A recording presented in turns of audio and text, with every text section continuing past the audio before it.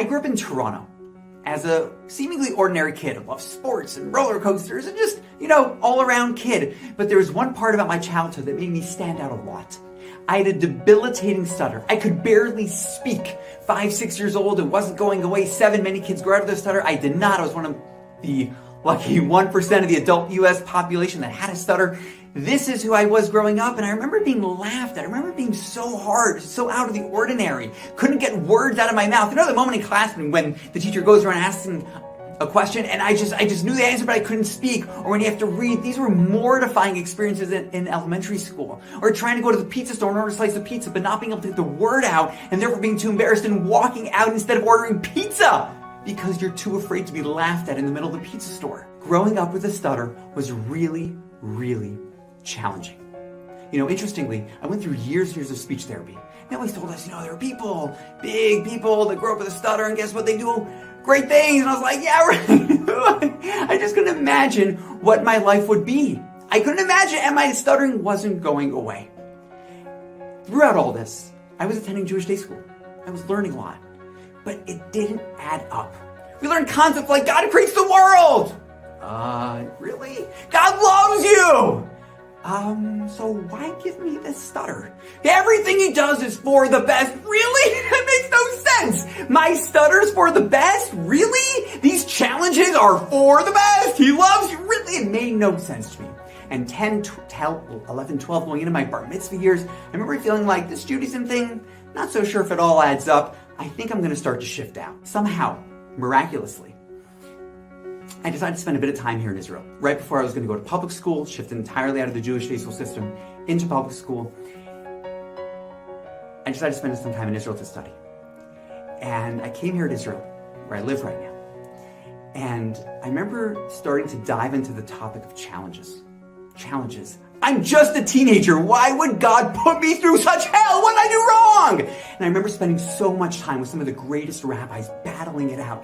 Deep philosophy, discussions and questions, many, many months. And I decided to finish up high school here in Israel, and I spent a long time here. Prayer, adversity, challenges, these topics were very close to my heart. One of the sources that meant so much to me. If we can appreciate what it's like, we so often come into this world and we feel like everything is just supposed to be perfect. Right? And everything's supposed to be wonderful. And when something wrong happens or something goes out of plan or out of whack or there's a challenge, it's like, oh my gosh, everything's wrong. But the paradigm shift that I was able to help create for myself was that the world is not like a spa. The world is like a gym. God is like our personal trainer. Those times when we go to work out and we're sweating and we're pushing and it's really, really hard, but we feel great about it. The personal trainer is pushing us harder and harder and harder. The better the personal trainer, the more they're going to push us in ways that are perfectly designed for us. And guess what? We pay money to go to the gym. We pay extra money for a personal trainer because we know it's best for us, because we know they're working us for our benefit. And the biggest paradigm shift that I had in my teenage years was that God is like my personal trainer.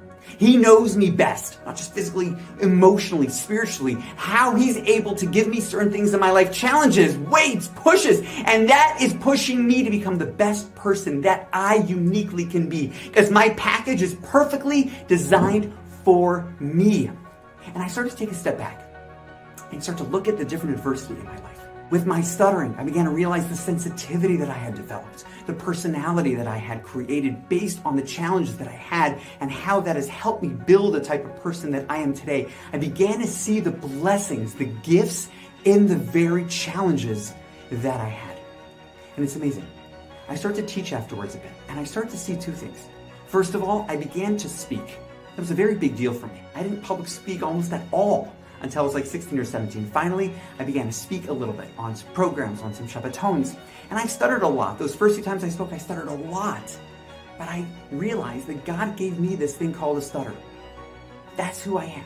And I'm going to be comfortable with who I am because this is the way God created me, and obviously He feels like I have mission, I have purpose. And I start to speak more like that. And the more I start to speak is the more I develop self-confidence about who I am and what I am. And with the stutter, and ironically, I began to stutter less and less, but that's not a conversation for right now.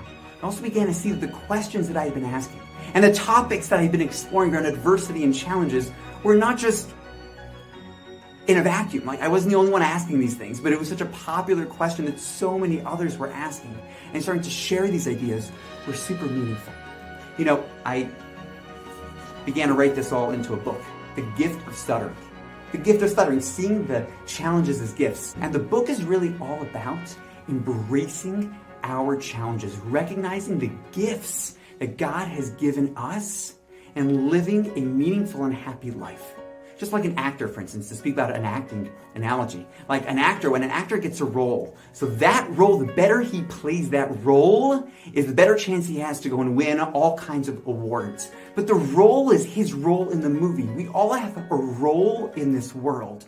With the script, so to say, the props that are on the stage are designed for us. It's how well are we going to play this role. There's certain things in life that we don't choose. I didn't choose to have a stutter. I didn't choose to have certain dynamics in my life, but that is what I was given because God knows that this is what I need to go on to be the best me that I could be. So therefore, it's about me now rising to the occasion and trying to leverage all that there is in my life to make the unique impact that I can.